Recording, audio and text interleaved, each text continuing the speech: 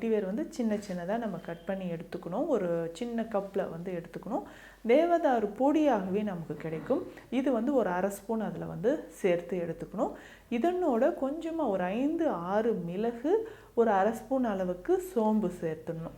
So இதை வந்து நல்லா கொதிக்க வச்சு 3 கிளாஸ் தண்ணீர் விட்டு ஒரு 3/4 கிளாஸாக வர அளவுக்கு நல்லா கொதிக்க வச்சு இந்த கஷாயத்தை நம்ம குடிக்கணும்.